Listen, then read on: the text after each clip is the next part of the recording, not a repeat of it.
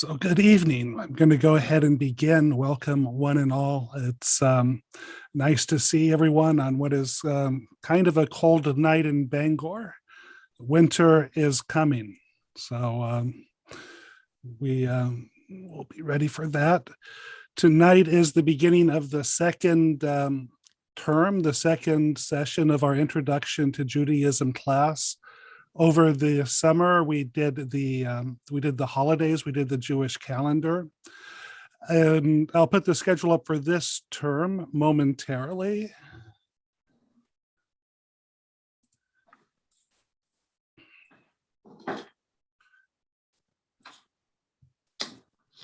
So the schedule going forward again is going to be to meet every other Wednesday at this time and on this channel.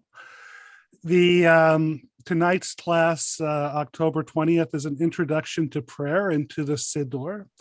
And liturgy is going to be the focus of this session for the first three.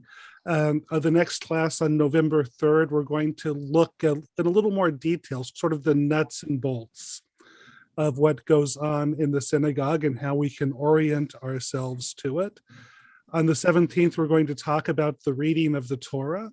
And Torah study is the discipline that animates all of Jewish life inside and outside of the synagogue. On December 1st, after we've recovered from Thanksgiving, we're going to talk about the national diet, which is kashrut, forbidden foods and permitted foods. And on the 15th of December, we're going to talk about the December dilemma. Christmas is a kind of a time of stress and navigation for Jews. We remember that we are a very small portion of the population, and there'll be an opportunity to talk about the challenges of being one of the smallest minorities in the world, and certainly a small minority in this country, and how we remember to have fun nevertheless.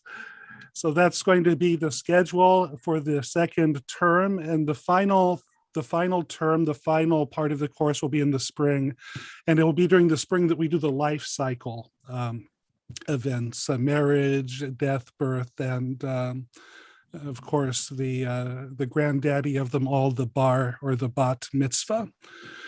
So just something to look forward to. Many of you have been to the class before, you know that I don't really mind interruptions. If you want to interject or ask a question, you can either unmute your microphone and just talk to me, or you can send a message in the chat box and I'll try to get to it. My plan is to talk for about 40 to 45 minutes. And that will leave plenty of time for questions, and I hope we'll have some sort of discussion about the things that's presented. So without further delay, we'll go right to the meat of tonight's course, the Introduction to Jewish Prayer, or what we call Jewish prayer. This is a very large part of the life of an observant Jew.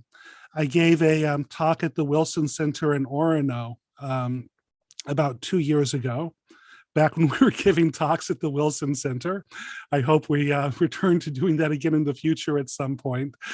But to prepare for it was about the different traditions of prayer, and I wanted to talk about Jewish prayer. And to introduce it, I calculated how much time I spend praying every day, the three services that we'll talk about and the time that's involved. And I don't always get to everyone every day, but on good days, I do get to all of them. And so really, we're talking about 40 minutes in the morning to do the morning prayers. The afternoon and the evening prayers are a little shorter. They're about 20 minutes a piece, but that takes you to an hour and 20 minutes a day. And this is moving at a good clip. This is not doing everything. I can't do anything. I don't think anyone ever has time to do everything. And I also pray very quickly.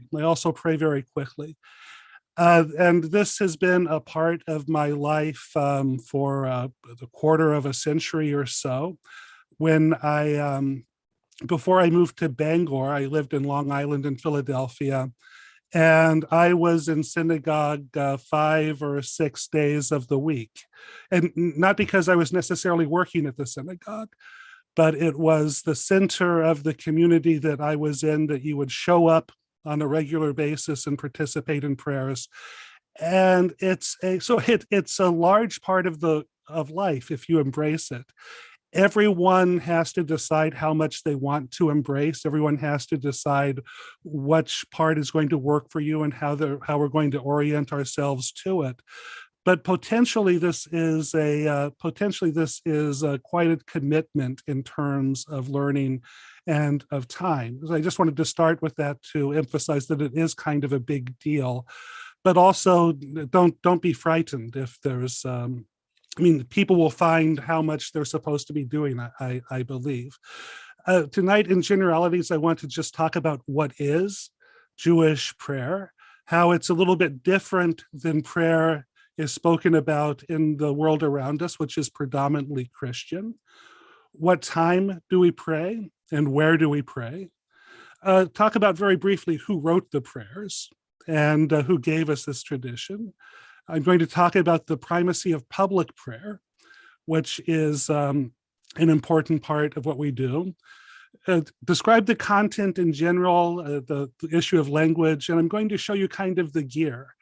I'm a guitar player, and part of the best parts of being a guitar player is you get to buy gear. You get to buy pedals, you get to buy equipment, amplifiers. For part of the fun of Jewish prayer too is you get to buy gear, you get to buy stuff to wear, and you get to buy tools to use. And just a general discussion of what is the Siddur. And if you're thinking about purchasing your own Siddur, what should you be thinking about as you look at it? So that's the program for this evening. Jewish prayer is it's a wider concept than most of the world thinks of as prayer. Jewish prayer, it's not just talking to God. It's not just a moment of intimacy with the divine. It's really the organization of our entire lives. When you buy a traditional Siddur, it contains instructions for you to what you do throughout the day, from the time you get up in the morning until the time you go to bed at night. It contains the instructions for all of our life cycle services. In a traditional Siddur, you'll find the wedding service. You'll find how to do a Brit Milah. You'll find what prayers we're supposed to say when we're on our deathbed. There's a section for when you're about ready to die. And these are the prayers that you should be saying as you're preparing to leave the world.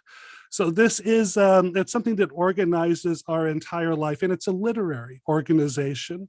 It's a collection of texts. So the tefillah, which is Hebrew, the closest Hebrew translation there is for prayer, and the Siddur, it's not just for synagogue use. It's really a manual that we try to train ourselves of how to express ourselves and how we go through the world. With the guidance and with the language of the tradition. I wrote here that the Siddur is a comprehensive guide to Jewish life. It's also a symbol of the democratic character of Judaism, that the responsibilities of prayer are the same for every Jew, rabbi, non-rabbi, priest, non-priest. Every layperson in Judaism has the same responsibilities, which is to become fluent in the prayers. And it's the responsibility of every adult in an egalitarian congregation, every man in a non-egalitarian congregation, to be able to lead the prayers in the synagogue. This is considered to be not a task for experts, it's a task for everybody. And this is the great democratic character of Judaism. There's no precedence given to any caste of people in the synagogue, that we all go in as equals. And so that gives us all of the same prerogatives, but that also gives us all of the same responsibilities. And finally, on this one, just a sense of vocabulary. The word synagogue is usually used. Sometimes people call it a temple, but the language in Hebrew, Beit HaKnesset, the house of gathering. that the synagogue is a place not just to gather to have a worship service, but the synagogue is the heart of the Jewish community. It's the place that we go to just see each other. I mean, one of the most important commandments of Judaism is simply to like other Jews and to want to be with them. And it is in this name, the house of gathering. That's the aspiration of the synagogue. It's not a building for prayer. It's a building to get together in. It's a building to learn in. It's a building to socialize in, and simply to be together.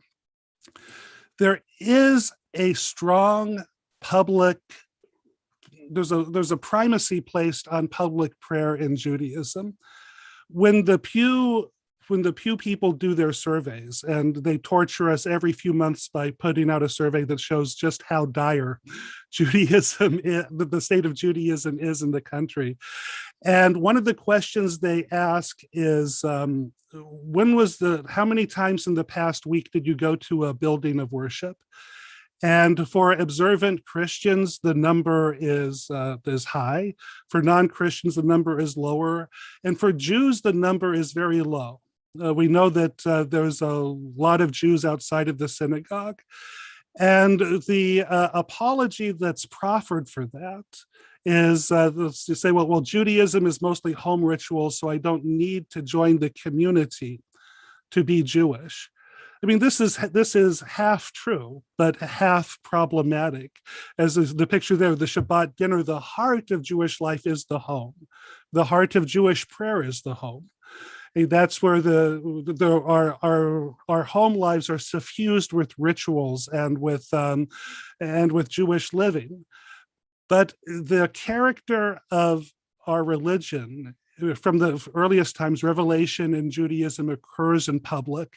We pray in public, and there's a general requirement to be together. And we concretize this requirement by demanding that for certain prayers that we have a quorum, that we have a minyan. And so when people will talk about making a minyan, what they are talking about is fulfilling this requirement of public prayer. Again, Jews can and do pray individually. If it's the time to pray and you can't be in the synagogue, you drop what you're doing and you pray where you are.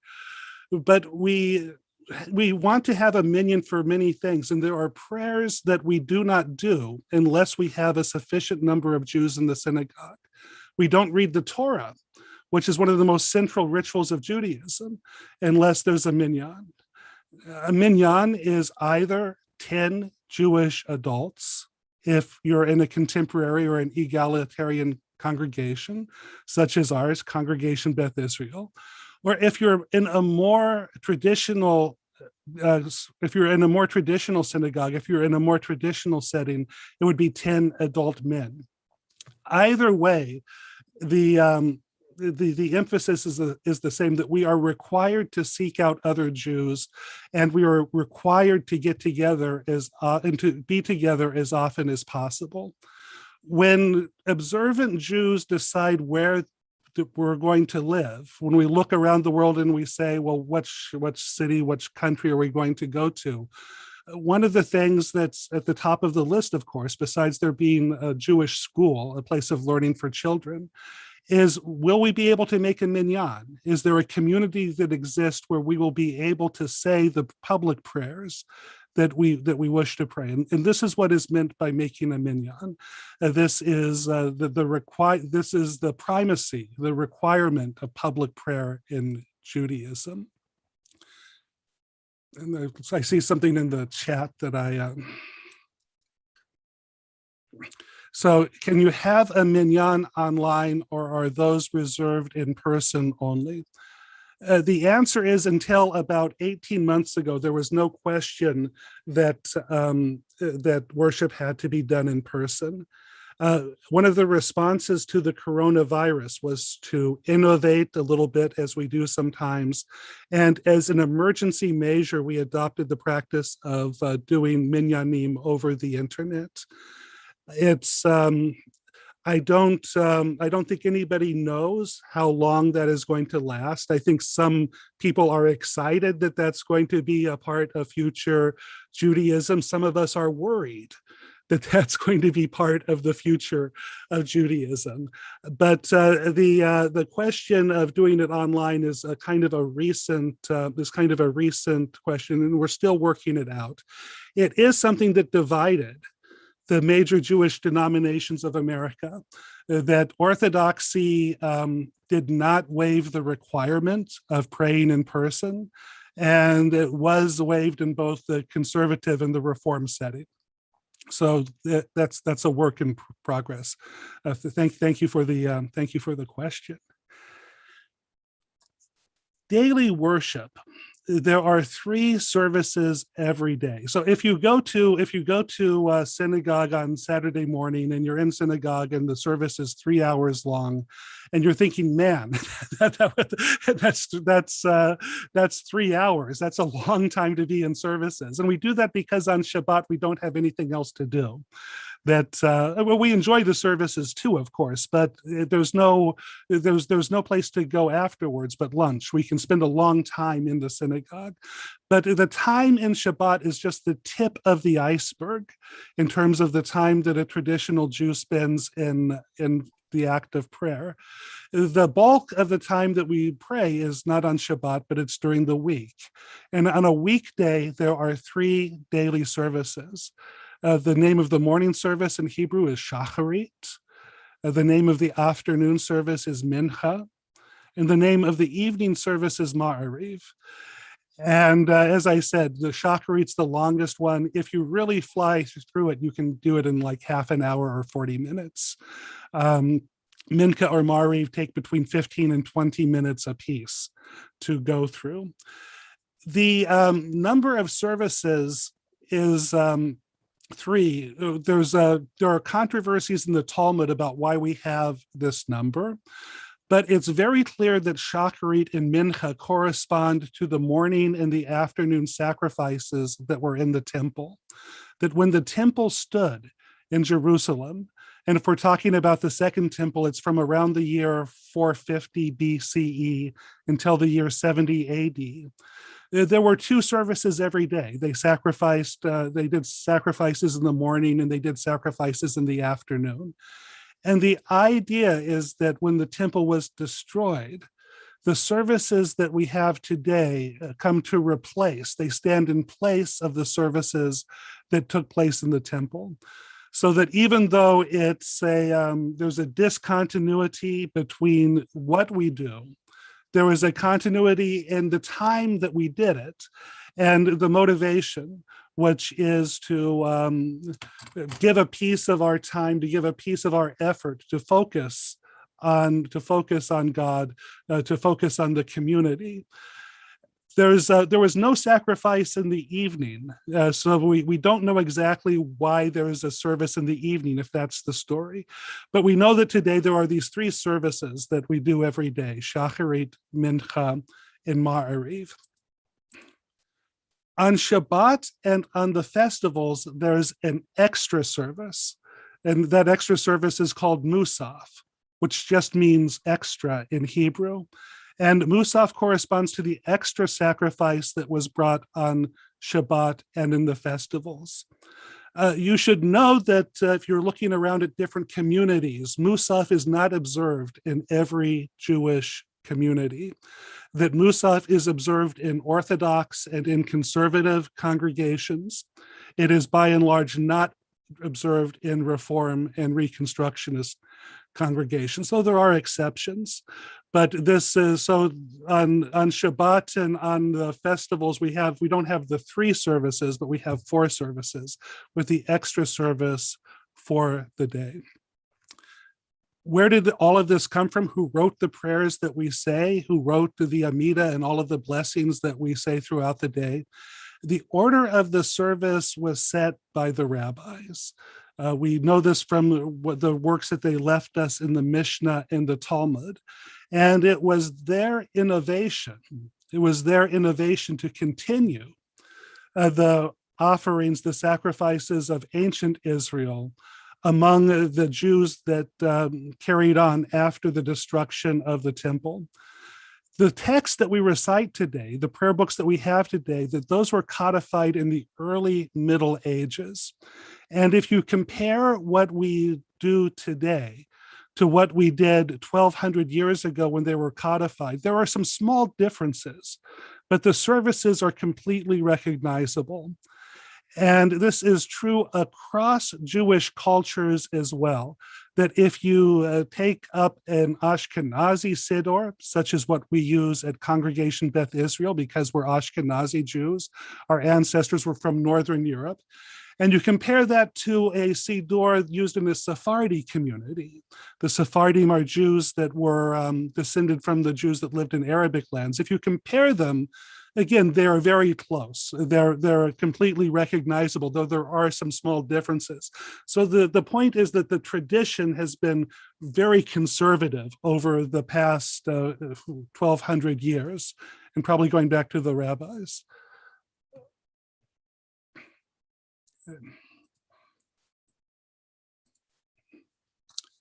For liturgy and Musaf, I'm going to try to introduce this with a movie clip. So wish me luck as I set this up. This is something I've never done. I practiced this once with my wife, and it worked that time, but let's see if it works this time. Hang on for just a second.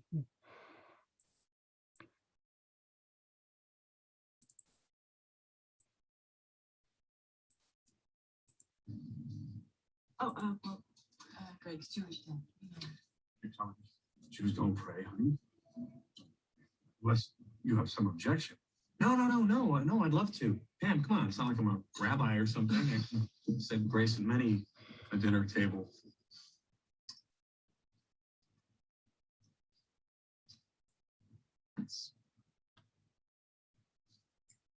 Okay. Oh, dear God, thank you. You are such a good God to us, a kind, gentle, and accommodating God. And we thank you, oh sweet, sweet Lord of hosts, for the smorgasbord you have so aptly laid at our table this day and each day by day by day by day. Oh, dear Lord, 3 things we pray: to love thee more dearly, to see thee more clearly, to follow thee more nearly, day by day. By day. Amen. Amen. Amen. I saw people laughing, so I guess that I just at least it came across to. Oops, hang on. Windows 11 takes it to another level when it comes to streaming and movies. So there is a Christian tradition of spontaneous prayer that, and we've been to dinners with Christians. We've been to community dinners where somebody is asked to give the grace, and they're not expected to just read something, but they're expected really to compose something, or to have something that they've written for the occasion to address. So that's a non-liturgical response. Judaism in prayer is very liturgical. And what that means is that we have a set script. Every Jewish meal begins with the same 10 words. Baruch atah Adonai Eloheinu melech haolam, hamotzi lechem min haaretz, because bread is the center of the meal. And we say a formula rather than having to think of something original. I mean, I doff my kippah to people who can compose something on the spot. I think that it's harder for Jews, as it was harder for Greg Falker in the clip that we just saw. But there is a real difference in prayer in the synagogue and prayer in the church. And there's in synagogues, there are in churches, they have these things called hymnals, which is because they have to have, because the songs are different every week, that they'll throw in a couple new numbers, and they're responsible for being able, without rehearsal, to sing these different songs as part of worship. I think that's pretty good. But we don't do that. We have one book because we say the same prayers all of the time, and this is the feature of us that is called liturgy. Jewish prayer is liturgical. Let me put the PowerPoint back up.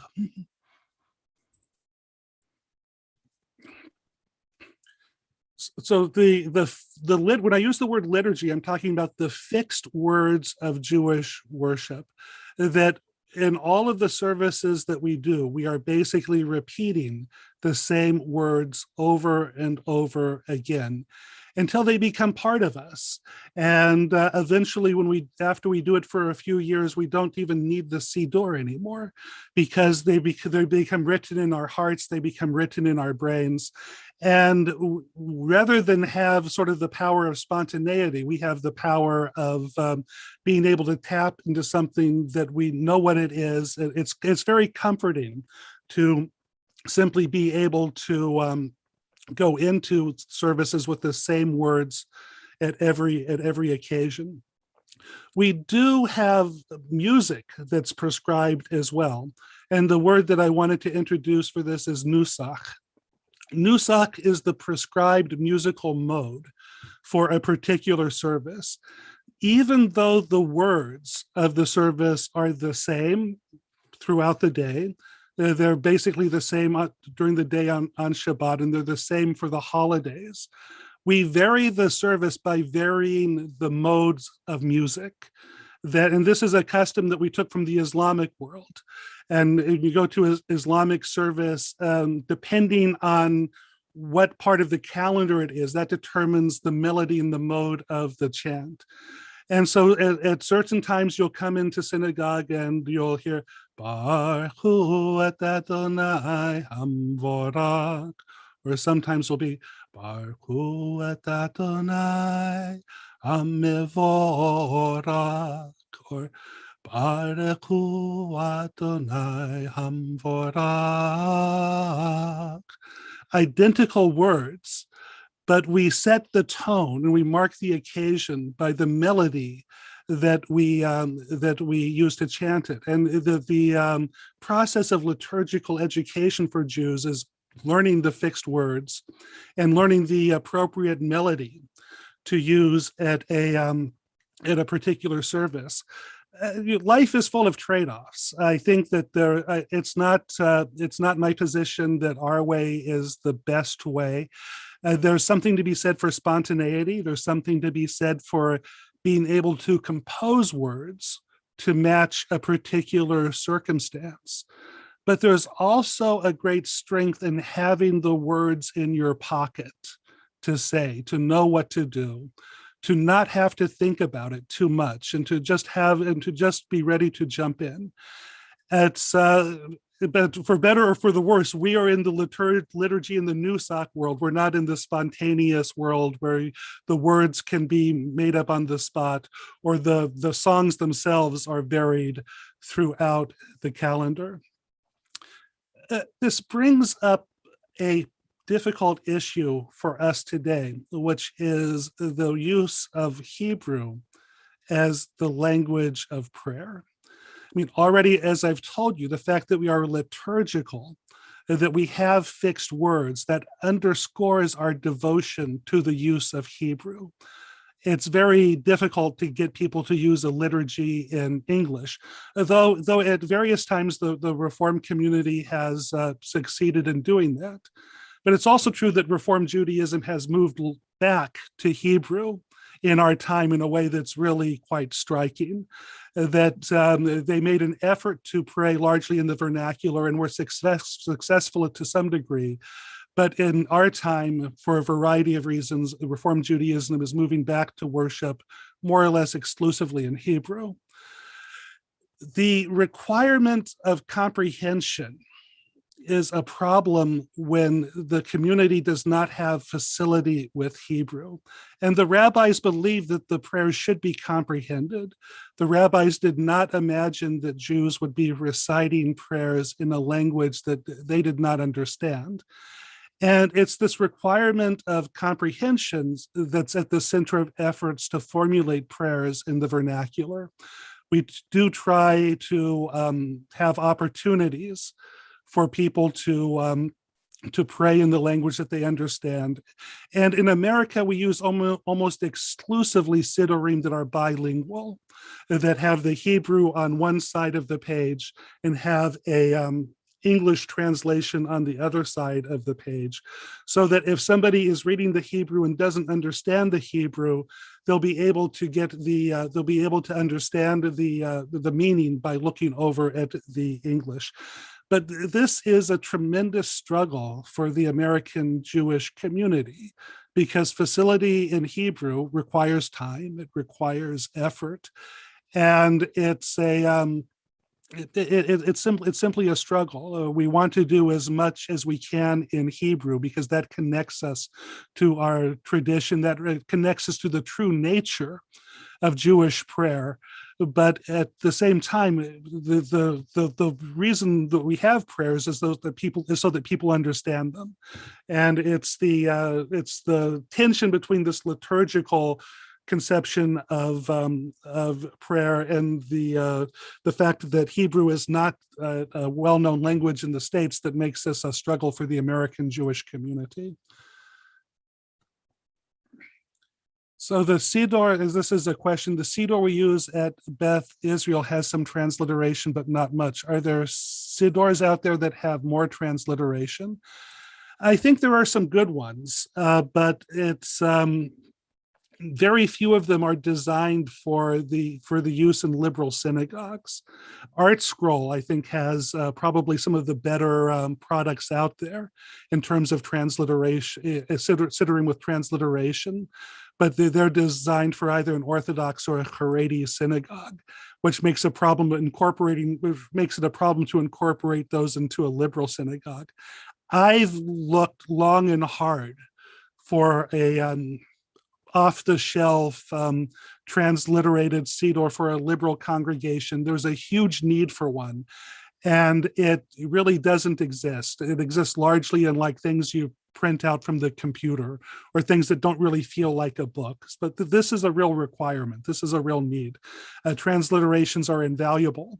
If people don't know what a transliteration is, simply a phonetic spelling of the Hebrew under the Hebrew or to the side to help you pronounce it as you go. Lev Shalem, the red one we have on our shelves, has more transliterations than Sim Shalom. It really does. It's a step in the right direction. I just wish they had made that a comprehensive part of the Siddur. But you're right. The Lev Shalem is a step forward. Is a step forward in that in that task. So last thing I'm going to talk about, and I'm going to keep my word to finish this in under 45 minutes, is the gear. Is the stuff you get to buy to wear to synagogue, the costumes and the accessories that we get to have. And I'm just going to talk about the kippah, the talit, and the tefillin. The kippah, you see I have my kippah on now, it's navy blue. The head covering flows from the practice in antiquity that you show your respect by covering one's head. And this particularly set us apart from the Romans. For the Romans to walk around bareheaded was to be a free man. Free men walked around without hats. And there was a response to that we kept our heads covered to recognize that we are always subservient to God, that we're not truly free, that we have a mission in the world. In America, it was quite unusual until about 30 years ago for Jews to wear kippot, which is the plural of kippah. in public, even religious Jews. You have photographs of the Rebbe, you have photographs of the Rav, you have photographs of the great scholars at JTS walking around bareheaded, because until recently it was customary only to wear the kippah in synagogue, or only if you were getting ready to pray.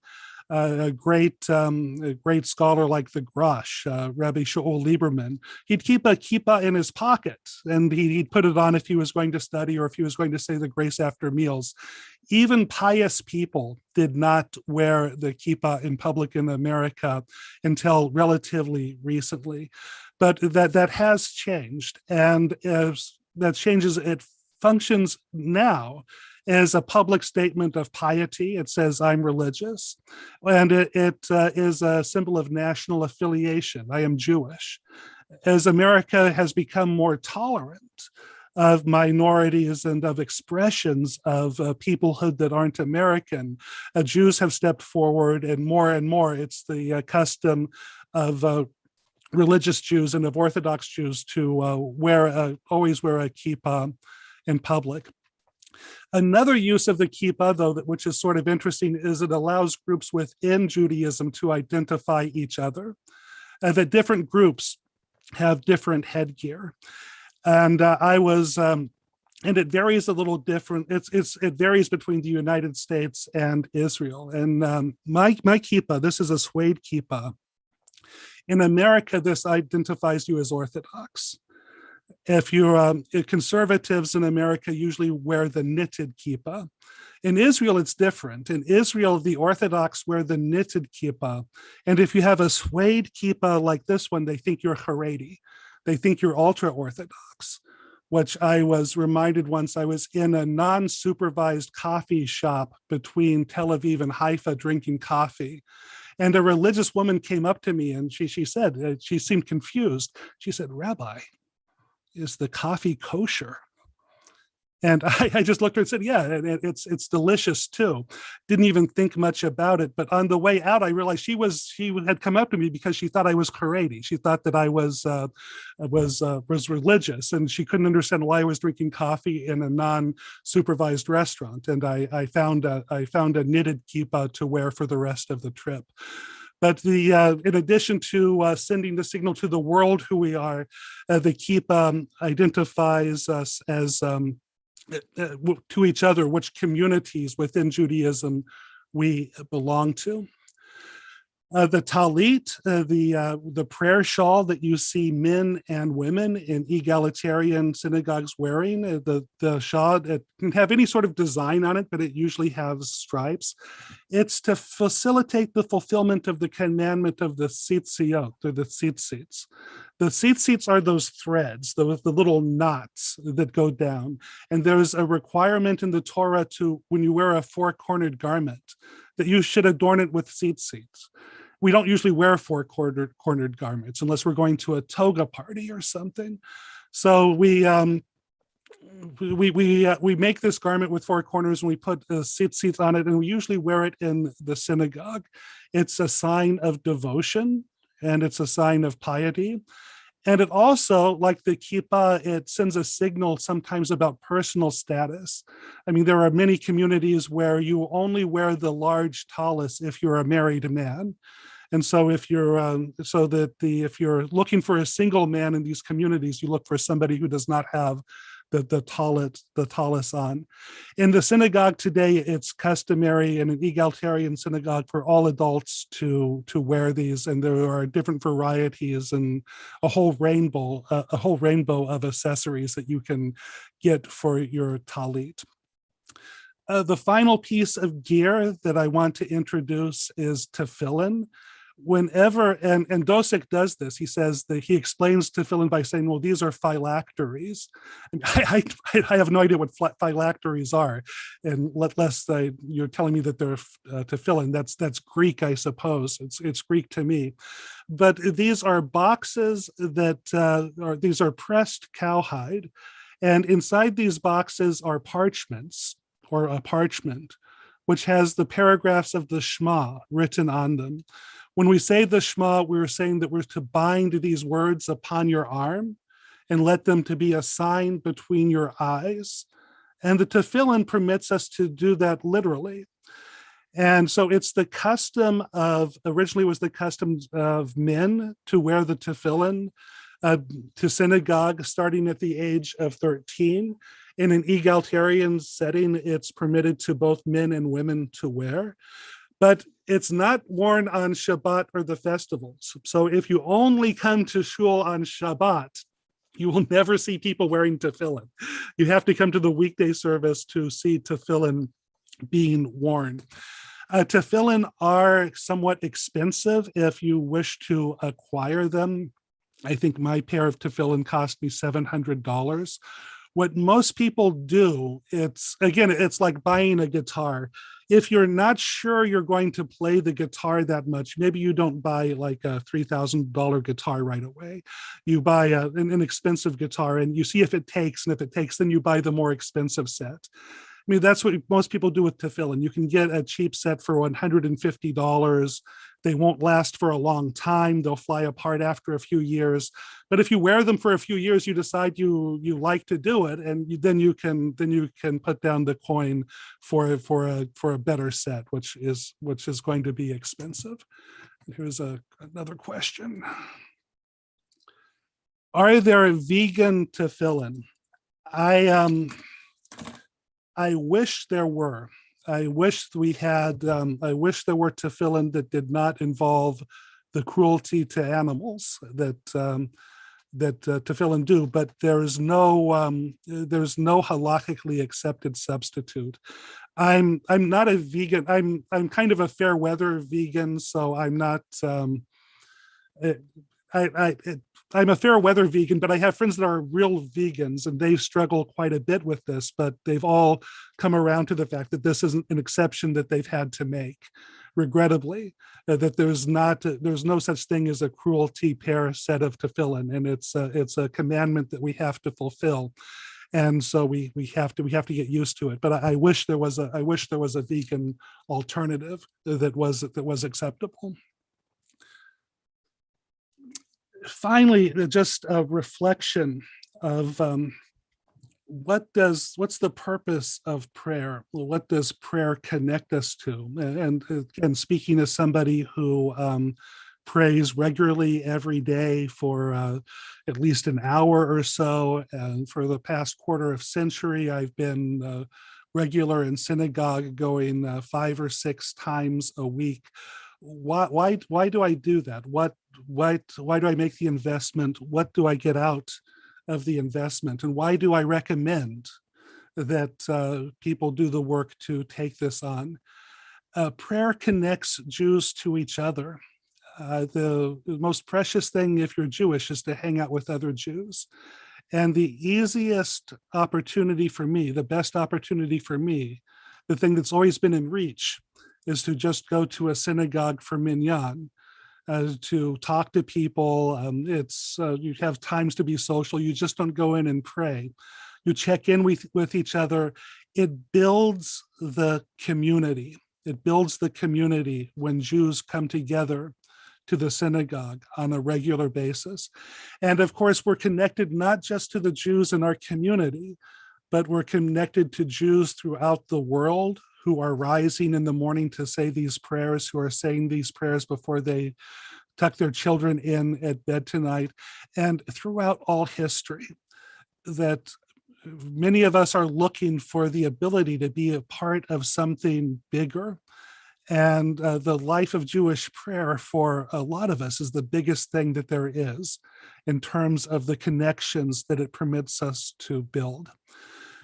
Prayer connects us to ourselves, and we'll talk a little bit more about this next week when we talk about the content of the Amida. But when we say the daily prayers, when we say the blessings, they remind us what the most important things are.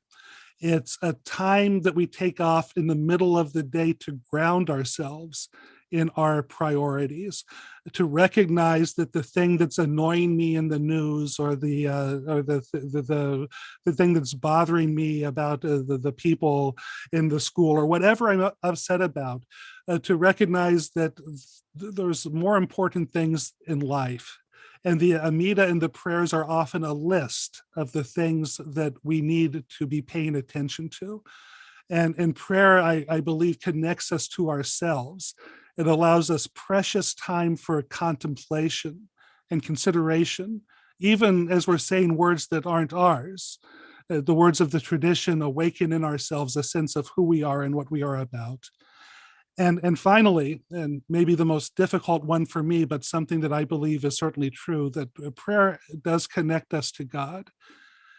I don't consider myself to be particularly religious, in that my theory of God makes it impossible for God to be aware of my existence.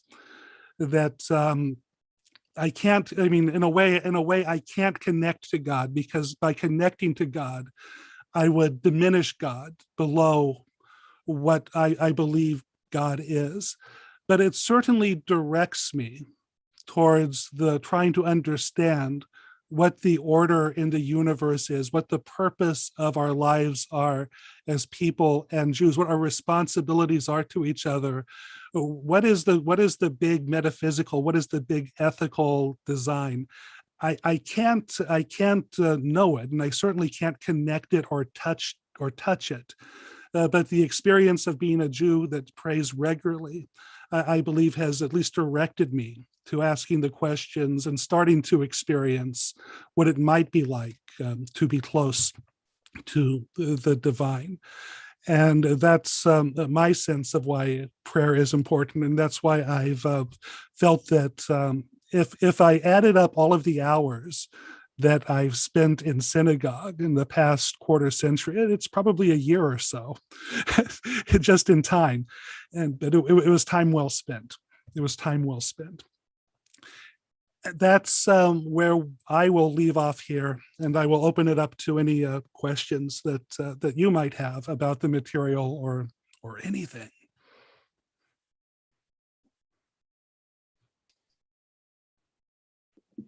Are you going to go see Dune, Rabbi?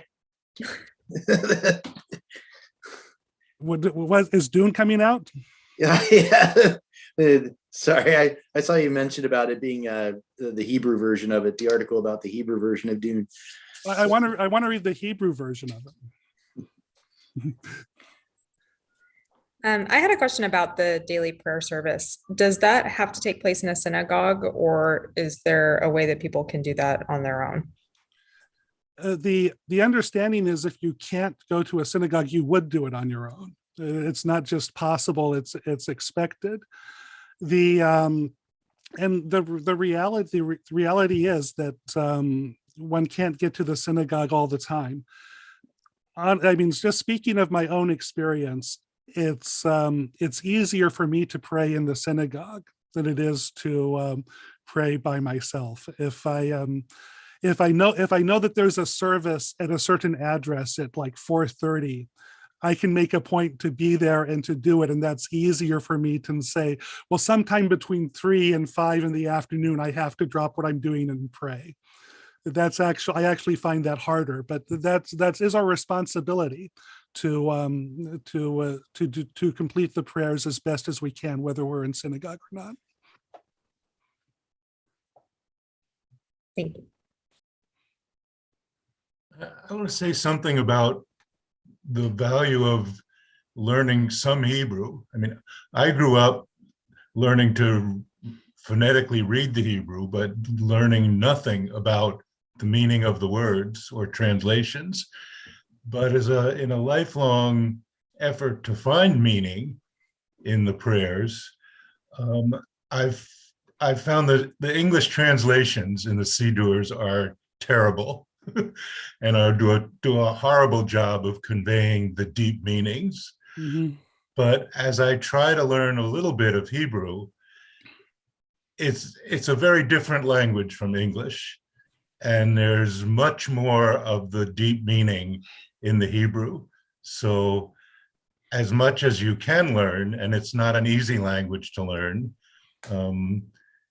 it allows you access to much deeper meanings, even if you only know a little of a few words. There's well, first, I have to ask, did you choose that background specifically for this class? Because it's really appropriate. Oh. And I appreciate the words about Hebrew. I remember the story of Rabbi Akiva, who came to religion, who came to serious Judaism late in his life. And he was frustrated at how slow that it went. And he came to a place where he saw where running water had worn a groove in the rock. After thousands of years, this rock had been shaped by the water. And he said, well, and he quoted Job, Avanim shachachu mayim, that the water wears away the stone. And that with time, and over the course of a life, over the course of a year, the course of a month, if we do a little bit every day, the returns are really miraculous. And for Hebrew, it is so worth it, particularly, as you said, when you look at the English and you see just how uninspiring the English translations are. And you find yourself confused. I mean, why are people so moved by this? What seems to be so thing? But then when you get it in the Hebrew and it starts to you start to sense the bigness of it. You start to comprehend. It's really the growth and the appreciation for what we have. I think really expands. And I thank you for your words.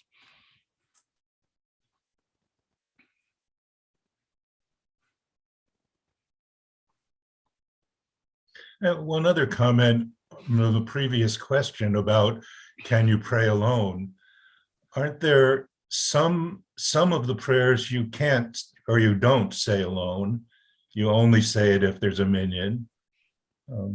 I don't remember which ones they are, but that's the case if I remember. Yeah, there's a couple, but the things, the big building blocks of our prayers are as we'll learn next time, really comes down to the Shema and its blessings and the Amida. And all of those are things that are said individually as well as publicly. The main public thing that you can't, the main thing you can't do individually is you can't say any Kaddish. You can't say any of the doxology, Yit Gadol v'Yit Kadash Shemei Rabbah. And you can't do the Torah service, which for many people is the summit of the Saturday morning experience. That they enjoy those praying. Hopefully, the sermon isn't too terrible, but the Torah service is really what people come to see, and that's the thing. That's the big thing that we have to do publicly. And I think it's because Revelation for us was public, that when God spoke to the Jewish people, he didn't pick an individual to make himself known to. He addressed us as a community.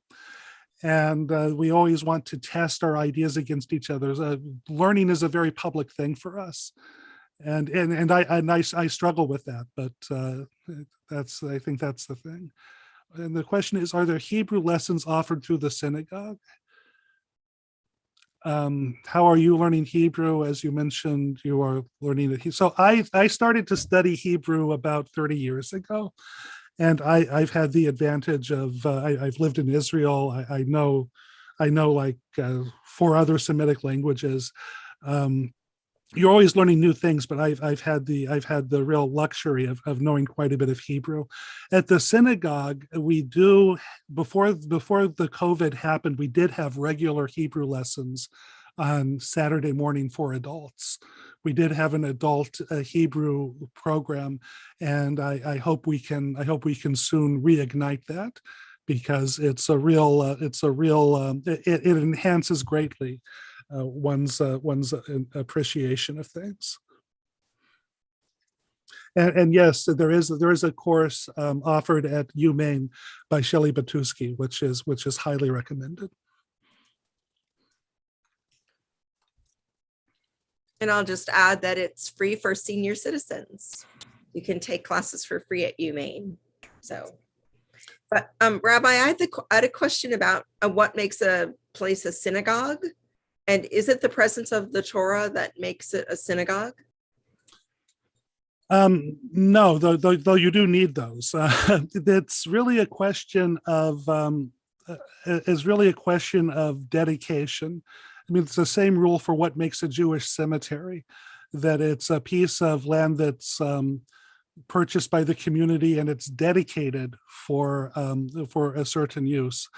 In the case of a synagogue, it has, besides sort of like the religious significance, there's halakhic significance. Once something is designated as a synagogue, you can't dispose of it as you would dispose of other property, because by its act of being dedicated, it becomes sacred. It's no longer just a building. It's no longer just a room, but it is it's the intention of the people who purchase the area and they build it up to say, this is a Beit HaKnesset, this is a house of gathering for our people. Wanted to comment about the idea of saying the same prayers over and over again, and just kind of reflect what you said in terms of it having some comfort. And although the melodies might vary from, where we are in the seasons, it is comforting to just know that the same words are going to be part of the service at the same point in time. And in some ways, it allows you to not focus on the words, but feel more about what's going on at that time.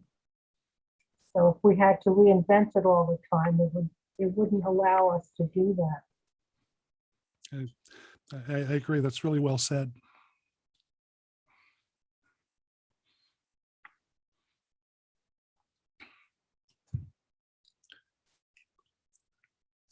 In that regard, it seems special to know that the same words are being said for hundreds, perhaps 1,000 years.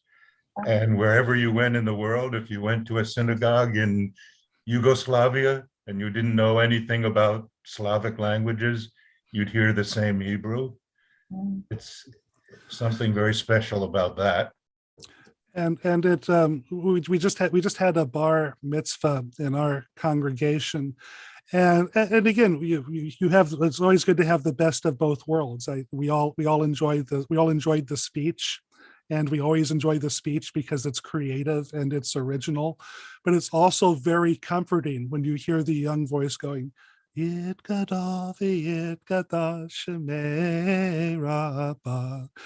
you see those words spilling out into the future, that the words that are precious, when it sort of confirms that the words that are precious to us have a future, just as they have a past. And it's really, I mean, I can't say it better than you said it, or Judy said it, what a great gift it is.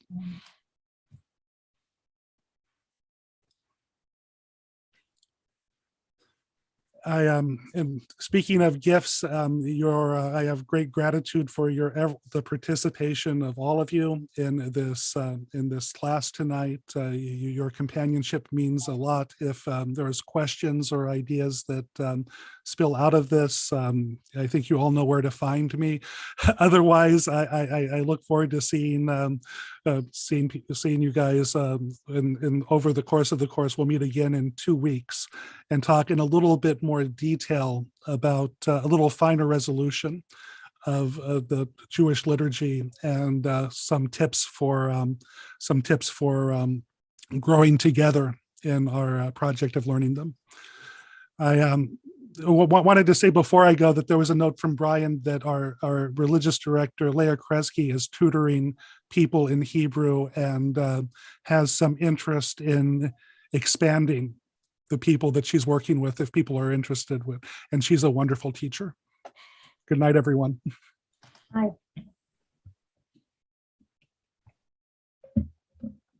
Thank you, Rabbi. Thank you, Rabbi. Good evening. Thank you. Good night, everyone. Good night. Night.